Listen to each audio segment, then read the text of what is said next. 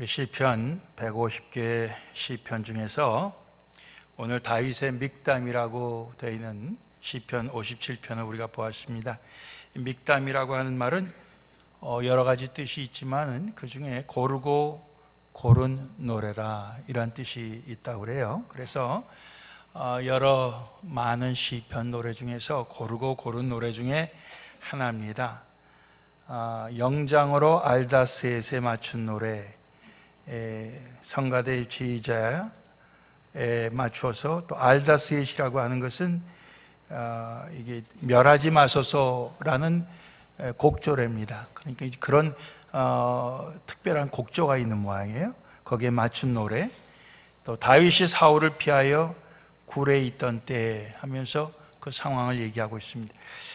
우리가 알기로 다윗이 사울을 피하여 도망 다니던 시절이 다윗의 생애에 있어서는 가장 억울한 시절이 아니었는가 이런 생각을 해봐요. 그의 잘못이 없고 애국자입니다.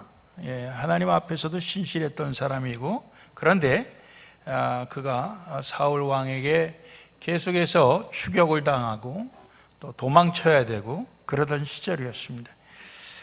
왜 그랬느냐? 우리가 성경을 살펴볼 때 구약에 우리가 사무엘상 18장을 보면 사울이 다윗을 질투해서 그런 일이 생겼습니다. 여자들이 골리앗을 죽이고 돌아오는 다윗을 향해서 이러한 노래를 불렀습니다. 사울이 죽인 자는 천천히요 다윗은 만만이로다.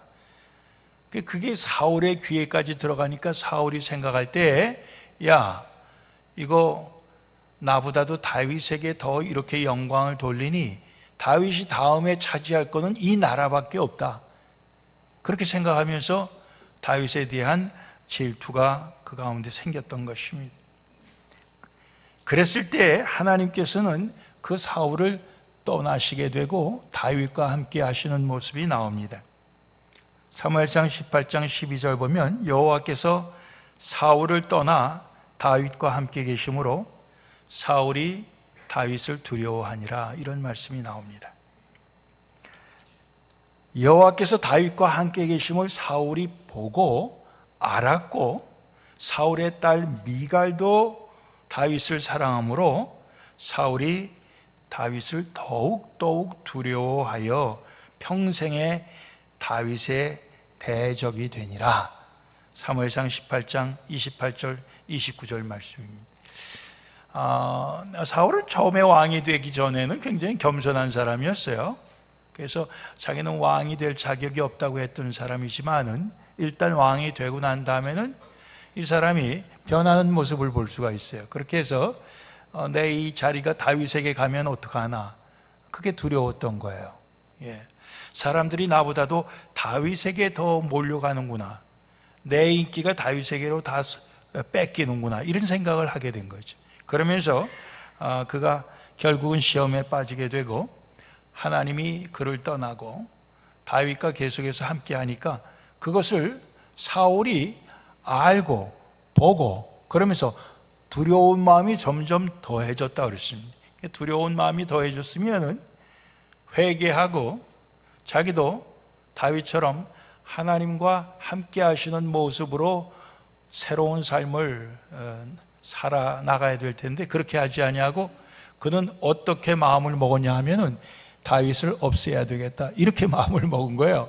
그래서 남은 평생 다윗을 적으로 알고 계속해서 죽이려고 했던 모습을 봅니다. 다윗이 사울을 피해 이렇게 도망 다니던 시절이 그의 생애에 있어서 가장 억울한 시절이었고 또 힘든 시절이었음에도 불구하고 또 반면으로 생각할 때는 가장 하나님과 함께 할 수 있었던 시절이었다 이렇게 생각합니다. 오늘 말씀 사무엘상 18장에도 하나님이 그와 함께 하셨다. 근데 이건 서로 상호 관계라고 생각합니다. 하나님이 다윗과 함께 하셨다 하는 말씀은 뒤집어 생각하면 다윗이 하나님과 함께 했다 이렇게 생각할 수 있는 거죠. 하나님이 사울은 떠났다 하는 것은 뒤집어 생각하면 사울이 하나님을 떠났다 이렇게 생각할 수 있는 거예요. 그렇죠? 그러니까 사실 다윗이 억울하고 힘들었던 이 시절이 하나님과는 가장 가까웠던 시절이 아니었겠느냐, 이런 생각을 우리가 해볼 수 있어요. 그때 지은 시입니다. 오늘 이 시를 11절이 나오는데 우리가 제목을 붙여본다면 한 세 가지 붙일 수 있어요. 첫 번째는 위기에 처한 다윗의 부르짖는 기도, 두 번째는 하나님이 다윗을 구원하심, 세 번째는 구원받은 다윗의 감사와 찬송. 이렇게 우리가 세 가지로 구분을 할 수가 있어요. 그래서 오늘 우리가 말씀을 보면서 우리가 잠깐 우리가 생각을 해보려고 합니다. 첫 번째, 위기에 처한 다윗의 부르짖는 기도 해갖고 1절부터 5절까지 말씀이 나오는데 1절 먼저 우리 한번 봅시다. 이렇게 자막이 나오니까 저 혼자 읽는 것보다 같이 읽는 게 더 좋을 것 같아요. 한번 1절 읽어보겠습니다. 하나님이여, 나를 긍휼히 여기시고 나를 긍휼히 여기소서. 내 영혼이 주께로 피하되 주의 날개 그늘 아래서 이 재앙이 지나기까지 피하리이다. 예. 하나님을 어떻게 부르고 있습니까? 긍휼의 하나님으로 부르고 있습니다. 예, 자비의 하나님으로 부르고 있어요. 은혜를 주시는 하나님으로 그렇게 부르고 있어요. 그게 자기의 신앙이 있는 것입니다. 다윗이 그런 믿음이 있는 거예요. 그리고 그 하나님의 나의 피난처 되신다. 내가 피하는데 주의 날개 그늘 아래로 피합니다. 참 멋있는 표현이에요. 주님의 날개 그늘 아래, 거기는 제일 안전합니다. 내가 거기에 피하면은 나는 보호를 얼마든지 받을 수 있습니다. 예, 그러니 내가 그곳으로 피합니다. 이렇게 그가 자기 신앙 고백 겸 주님 앞에 긍휼을 구하는 기도를 하고 있어요. 2절로 가보겠습니다. 다 같이요. 내가 지극히 높으신 하나님께 부르짖으며 곧 나를 위하여 모든 것을 이루시는 하나님께로다. 그랬습니다. 우리가 이제 속삭이면서 또는 묵상으로 기도할 때가 있지만은 너무 또 우리가 간절할 때는 소리내어 외치면서 cried out. 그러니까 아주 그냥 그렇게 부르짖는 그러한 기도를 우리가 할 수 있는 거죠. 다윗이 지금 그런 부르짖는 기도를 하는데 지극히 높으신 하나님께 부르짖는다 그랬습니다. 그 하나님은 지극히 높으신, 가장 높으신 하나님이다. 예. 그 하나님의 가장 높으심을 그가 인정하는 모습을 우리가 볼 수가 있습니다. 사람이 세상에서 지위가 높아지면요, 하나님 지극히 높은 것이 아무렇지도 않게 돼요. 하나님도 자기 발밑에 있게 되는 그러한 교만이 우리 가운데 싹 듭니다. 지금 사울에게서는 그런 모습을 볼 수가 있는데 다윗이 지금 쫓겨다니면서 지극히 높으신 하나님이, 내가 그 하나님께 부르짖습니다 하면서, 그 하나님은 또 어떤 하나님이시냐? 나를 위해 모든 것을 이루시는 하나님이. 근데 우리가 영어 성경 밑에 보면은 나를 위해 하나님이 가지신 목적이 있는데 그 목적을 이루시는 하나님이라 그런 뜻이에요. 그러니까 다윗이 그런 곤경에 처해 있고 목숨이 위협을 받는 상황 속에 있으면서도 하나님이 자기 이 다윗을 향해서 하나님의 어떤 목적, 하나님의 뜻을 갖고 계시고 그 뜻을 지금 이루고 계신다. 자기는 그런 신앙 고백을 하는 것입니다. 참 놀라운 신앙 고백이에요. 우리가 생각할 때 하나님이 나를 사랑하고 내가 하나님 사랑하고 하나님과 내가 함께하고 하나님과 내가 이렇게 친밀한데 하나님, 내가 왜 이러한 어려움을 겪어야 합니까? 내가 무슨 잘못이 있습니까? 이제 그러는 게 보통 아닙니까? 그런데 그는 하나님께서 나를 통해 이루시려고 하는 하나님의 목적이 있다 이거예요. 근데 그것을 하나님께서는 분명히 이루실 것입니다. 내가 그 하나님, 그 지극히 높으신 하나님께 부르짖나이다, 이렇게 얘기하고 있어요. 자, 우리도 어려움 당할 때 하나님이 나를 향해서 이루시려고 하는 이 목적, 그 목적을 위해서 지금 그 과정을 밟고 계시는지 저는 그렇게 믿고 싶습니다. 그런 고백이 우리에게도 있어야 되는 거죠. 근데 때로는 하나님, 이게 뭡니까 도대체? 내가 하나님 믿는 사람인데 우리가 하나님께 원망하기가 쉽죠. 다윗이 지금 그렇게 아니한 모습, 오히려 하나님이 나를 향하신 목적이 있고 그 목적을 분명히 이루실 것을 내가 믿습니다 하는 그런 뜻이에요. 3절로 가보겠습니다.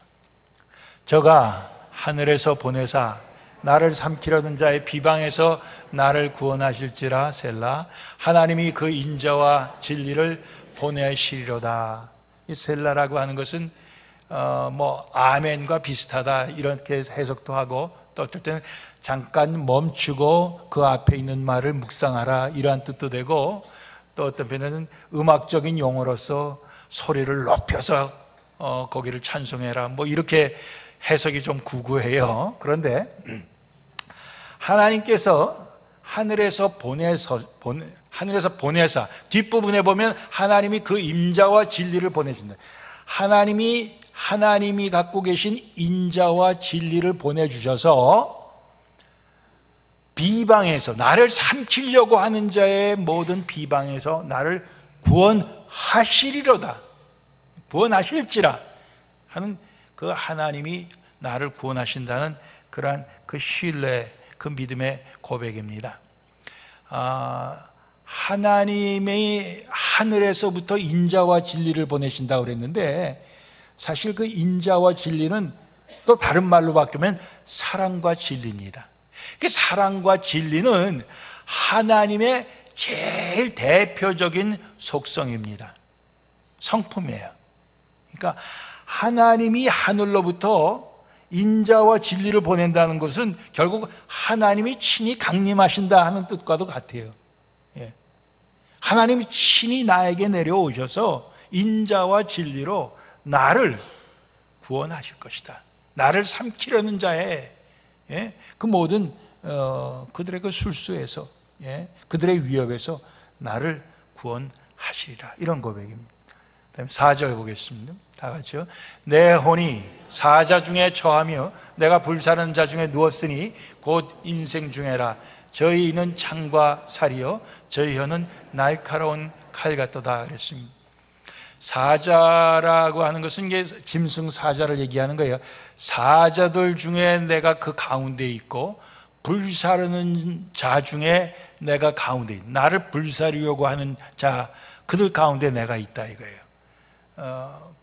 그리고 그들은 그의 이가 이를 갖다가 좀 나쁘게 좀 이렇게 낮춰서 얘기할 땐 이빨이라고 그러죠.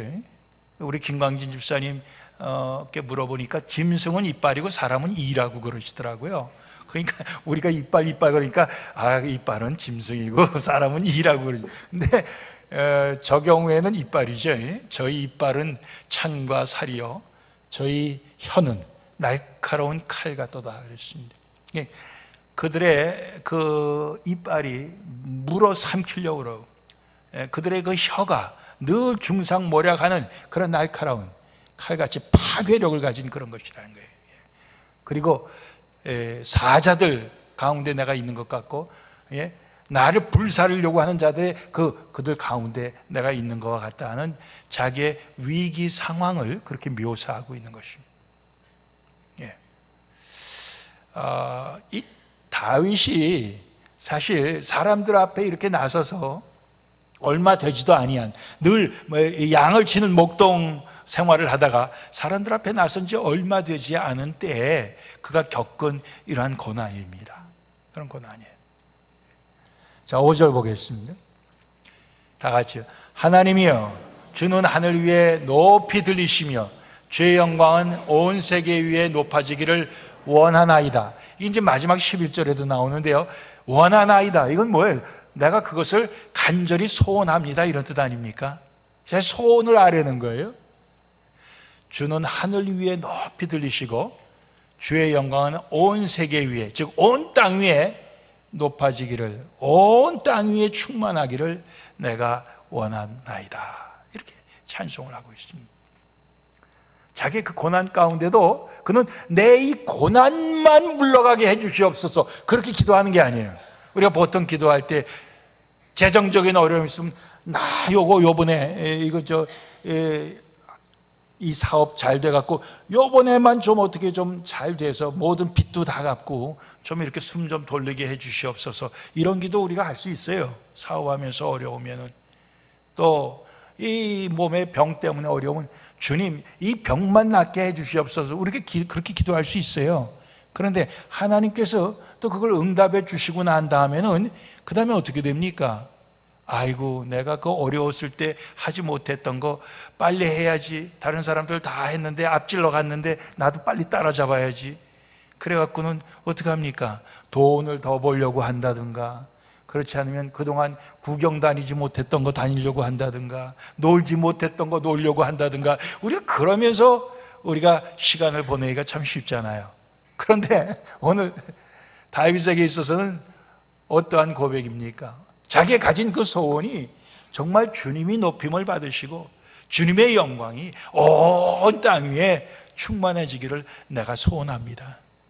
그가 그렇게 지금 주님 앞에 기도하고 있습니다.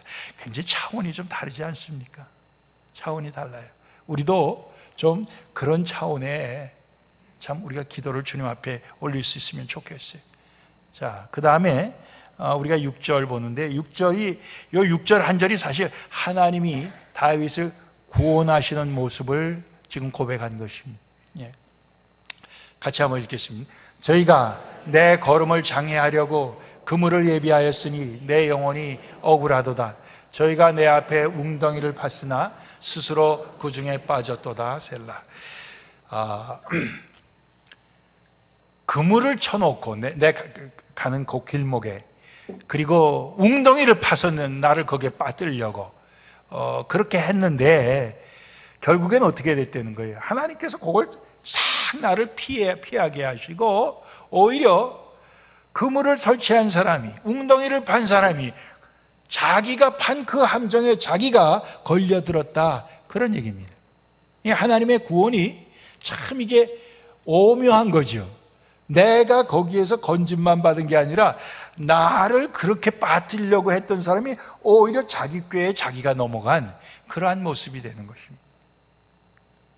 그래서 굴 속에 숨어있는 다윗을 사울이 그저 자기 3,000명의 군사, 추격하는 자기 군인들만 믿고 그냥 맘 놓고 있다가 사실은 뭡니까? 이 다윗에 의해서 자기의 옷자락이 이제 배운 바, 그리고 군사들 가운데 자니까 그냥 뭐 마음 놓고 자다가 말이에요, 다윗이 가서 그에게 창과 물병을 가져오고 그러면서도 죽이지 아니하는 다윗이, 왜? 하나님께서 기름 부은 사람이기 때문에 내가 죽이면 하나님 앞에 내가 죄를 짓는 거다. 그래갖고 죄를 짓지 아니하는 그런 모습 봅니다. 예. 우리가 조금 아까 본 대로 내가 사자들 가운데 있고 나를 불사르는 자 가운데 있습니다 그랬는데, 그게 한참 후의 세대에 보면은 다니엘 때 그러한 일이 이루어지지 않습니까? 또 다니엘이 사자굴에 던져졌지만은 다니엘은 하나님께서 그 사자들의 입을 다 막으시니까 몸 하나 상하지 않았어요. 오히려 다니엘을 어떻게 해서든지 좀 모함해 갖고 죽이려고 했던 사람들이 그 사자 밥이 대신 된 것을 우리가 봅니다. 다니엘의 세 친구들도 마찬가지예요. 풀무불에 던져졌지만 그들이 하나도 타지 아니하는 그런 모습을 봅니다. 다윗이 이렇게 고백한 그 내용이 나중에 또 역사적으로 그대로 그 말 문자 그대로 이루어지는 것을 우리가 성경 속에서 보게 되는 것입니다. 이것이 무엇입니까? 하나님의 구원이에요. 하나님을 의지하고 하나님을 믿는 자들에게 하나님께서 주시는 구원이에요.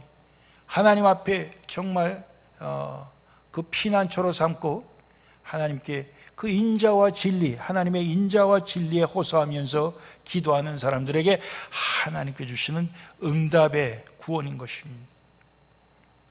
이 구원을 맛본 다음에 다윗이 그 다음에 구원받은 자로서의 감사와 찬송이 7절부터 마지막 절까지 나오는 것입니다.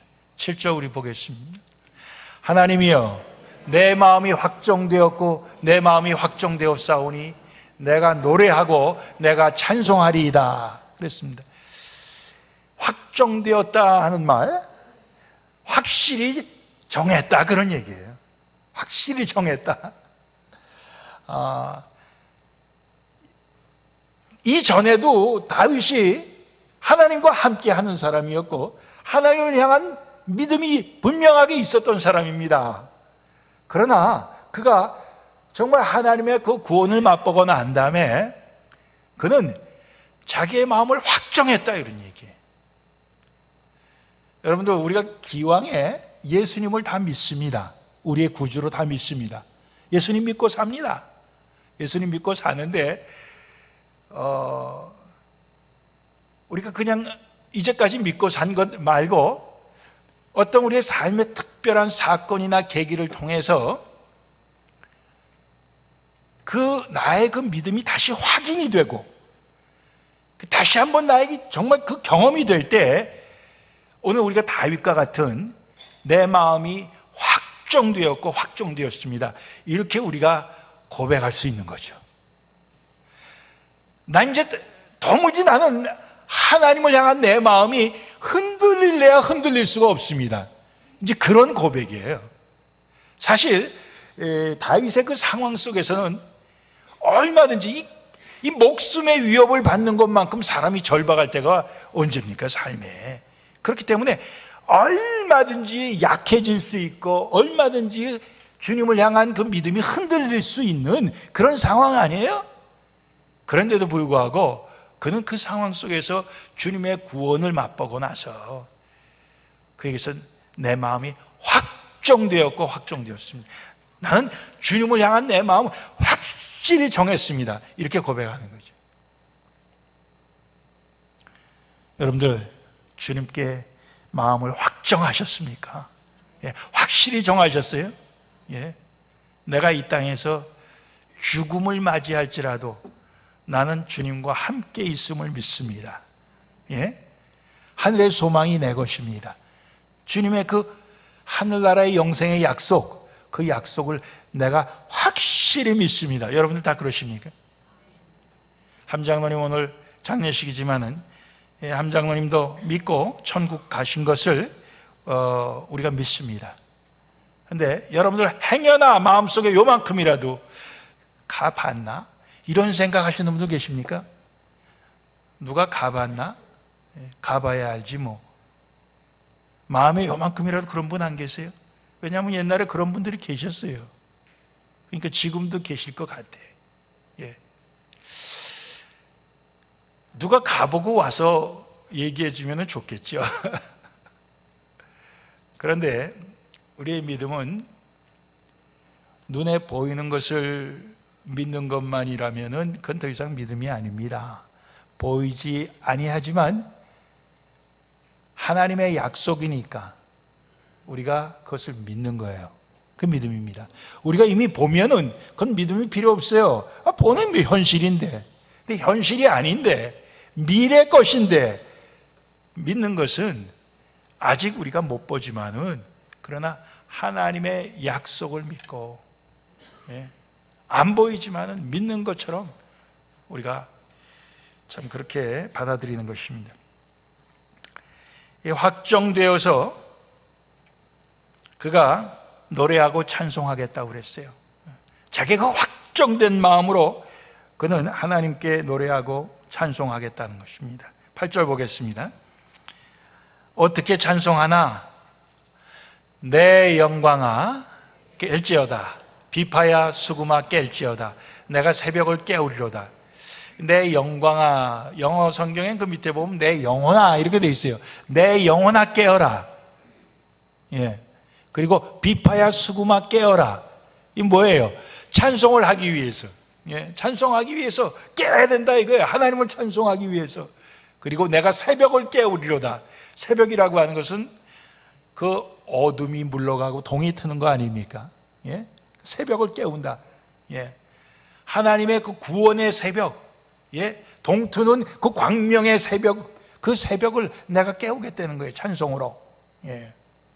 그래서 이것을 부활절 때 많이 이 시를 그렇게 노래했다고 그래요. 그러니까 죽음이라고 하는 것은 어둠이고 부활이라고 하는 것은 이거 새날이 밝은 거니까 그렇게 해서 내가 새벽을 깨우리로다 이렇게 얘기했습니다. 자, 9절로 가보겠습니다. 무엇을 찬송하느냐? 9절 다 같이요. 주여 내가 만민 중에서 주께 감사하오며 열방 중에서 주를 찬송하리이다. 그랬는데 만민 중에서, 열방 중에서, 자기에게 하나님께서 베풀어 주신 그 구원을 열방 중에서, 만민 중에서 그렇게 찬송을 하겠다, 그렇게 얘기하는 것입니다. 하나님이 찬송하는 게 자기의 경험이죠. 자기의 간증이죠. 그런데 사실 이 경험과 간증이 자칫하면은 자기를 자랑하는 것으로 끝날 수가 참 많아요. 그래서 보통 얘기하다 보면 사람들이 더 이상 얘기를 안 들으려고 그러는 게, 왜냐하면 은근히 뭐 하나님의 은혜 그러면서 자기 자랑을 실컷 하니까 그 다음에 사람들이 안 듣고 자꾸만 귀를 돌리는 거예요. 우리도 모르게 결국 자기 자랑이라. 근데 오늘 이제 다윗에게 있어서는 만민 중에서 주께 감사하며 열방 중에서 주를 찬송하리이다, 이렇게 얘기하고 있는 것이죠. 우리가 이제 세월이 지나면 지날수록 우리 삶에 새로운 것이 없어지고 과거의 추억만이 쌓이게 됩니다. 설사 그렇다 할지라도 우리의 어떤 그 자세, 삶의 자세에 있어서 나를 찬송하고 나를 높이는 자세가 아니라 나를 구원해 주시고 나에게 인자와 진리로 함께 해주신 하나님을 찬송하고 하나님을 높이는 것이 우리가 믿는 자의 올바른 자세인 것을 다윗을 통해서 우리는 배워야 되는 것입니다. 만약 우리가 그렇게 하지 못하고 하나님 높이는 대신에 나만 높이면은 결국은 우리는 어떻게 되는 거예요? 하나님의 영광을 가로채는 것이 되는 거고, 또 결국 세상 사람들에게 나는 영광 받으려고 하는 것이죠. 하나님께 영광이 가게 돼야 되는데 내가 영광 받으려고 하는 거예요. 그런데 참 그 묘해요. 하나님께 가야 될 영광을 내가 거기서 중간에서 딱 가로막고 내가 받으려고 할 때 내 원하는 것을 얻을 수 있느냐? 절대로 얻지 못합니다. 사람들이 나를 높이 보느냐? 사람들이 나를 칭찬하느냐? 사람들이 나를 존경하느냐? 절대로 안 그래요. 저 사람 저거 매일 똑같이 자기 자랑하는 걸 또 하고 또 하고 또 한다고 부끄러운 줄도 모르고 그런 소리나 하는 것입니다, 사람들이. 그러니까 그러지 말고 오늘 다윗에게의 모습 우리 배워야 되는 거예요. 마지막 우리가 10절 11절 보겠습니다. 10절 대저 주의 인자는 커서 하늘에 미치고 주의 진리는 궁창에 이르나이다. 주의 인자와 진리 또 다시 나왔어요. 주님의 성품입니다. 주님의 사랑과 진리는 끝이 없다는 얘기예요. 끝이 없는 것을 우리가 찬송하고 끝이 없는 것을 얘기할 때 그것이 결국 끝없이 지루하지가 않은 것입니다. 여러분들 제 설교를 30몇 년 들었는데 얼마나 지겹습니까? 그렇죠? 한번 손 들어보세요. 없어요? 왜 지겹지 않은 겁니까? 제가 주로 하나님의 말씀을 많이 얘기하니까 지겹지 않은 거예요. 코미디한 얘기는 왜 지겹습니까? 벌써 몇 번 들으면은 그게 지난번에 웃긴 것 또 똑같이 웃기네. 그래서 그런 거예요. 아무리 사람을 웃겨도 벌써 서너 번 똑같은 이야기로 웃기면은 재미없는 거거든요. 마찬가지예요. 주의 인자는 얼마나 크냐? 하늘에 닿고 주의 진리는 또 궁창, 이것도 궁창도 하늘이에요. 하늘에 이르나이다. 그러니까 주의 인자하심과 주의 진리를 갖다가 우리가 찬송해야 되는 것이죠. 그걸 높여야 되는 거예요. 11절 하나님이여 주는 하늘 위에 높이 들리십니다. 주의 영광은 온 세계 위에 높아지기를 원하나이다. 그렇습니다. 이게 소원이에요. 아까 우리 5절에도 나왔잖아요. 주님의 영광이 정말 하늘 끝까지, 땅 끝까지 주님의 영광으로 가득 차기를 소원합니다. 예. 그런 소원이, 다윗이 가진 그 소원이 우리에게도 있기를 원합니다. 우리가 인간적인 좁은 생각을 가지면, 주님, 나는 높아지고 다른 사람은 다 낮아지게 해주시옵소서, 뭐 이제 그런 식으로 우리가 그런 심보로 하기가 쉬워요. 예. 그 어떤 분이 11조 하나님 앞에 바치면서 그렇게 기도했대잖아요. 우리 교회에서 내가 11조 제일 많이 바치게 해주세요, 그렇게 기도했다 그래요. 무슨 뜻인지 모르시겠어요, 여러분들? 예? 11조 제일 많이 바치게 해달라는 건 뭐예요? 제일 돈 많이 벌게 해달라는 기도를 그렇게 한 거예요. 예. 다른 사람은 나보다 다 낮아지고 나만 높아지게 해달라는 그런 기도 우리가 하기 참 쉬워요. 근데 다윗은 철저하게 주님이 높아지시고 주님의 영광이 이 땅에, 온 땅에 가득 차기를 그렇게 소원을 했습니다. 주님의 이름이 높아지고 주님의 영광이 가득 차기를 원하는 그 소원이 결국 올바른 소원이기 때문에 주님께서 이루어 주시는데, 주님께서 누구를 통해 이루어 주시는가? 그렇게 소원하는 자를 통해서 이루어 주시는 거예요. 그러니까 다윗이 그러한 주님의 도구로 쓰임을 받는 것, 그 자체가 사실은 주님께서 주시는 인자와 진리요, 주님께서 주시는 영광인 것입니다. 예. 우리 찬송 289장 마지막에 영광일세, 영광일세, 내가 누릴 영광일세, 은혜로 주님을 배우는 것. 예. 은혜로 주님을 배우는 그 영광이 우리의 것이다, 그런 얘기입니다. 오늘 우리가 주님과 함께하는 그 영광을 이미 받았습니다. 그 은혜를 이미 받았습니다. 우리 삶 속에서 우리가 억울하게 당하는 시련과 고통과 환난이 있을 거예요. 그러나 그것이 사실은 하나님께서 이루시려고 하는 그 목적을 위해서 우리에게 필요한 과정이라고 다윗은 그렇게 고백을 했잖아요.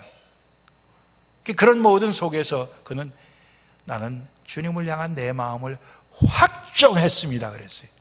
여러분들, 주님을 향해 내 마음을 확정하는 것과 주님을 향해서가 아니라 내가 내 속에서 확정하고 사는 사람들이 있습니다. 그걸 고집불통이라고 얘기합니다. 고집불통. 이 고집불통, 좀 한번 그 시합을 한번 해봤으면 좋겠어요. 경연대회 어떻게 좀 한번, 예, 고집불통 경연대회 이런 거 한번 해봤으면 좋겠어요. 예. 아무 누구 말도 안 들어. 예, 그런 고집불통. 그 마음이 얼마나 강합니까? 근데 오늘 그걸 얘기하는 거 아니에요. 주님을 향한 마음이 확정된 것을 얘기합니다. 주님을 향해 확실히 마음을 정하고 믿음을 정하고, 예? 주님을 높이는 그런 다윗의 모습을 오늘 우리가 보는 것입니다. 우리의 삶 속에 다윗과 같은 그러한 모습으로 살아갑시다. 그럴 때 반드시 하나님은 온 땅 위에 영광을 받으시고 또 그 영광은 우리에게도 나뉘어지리라 믿습니다. 기도하시겠습니다.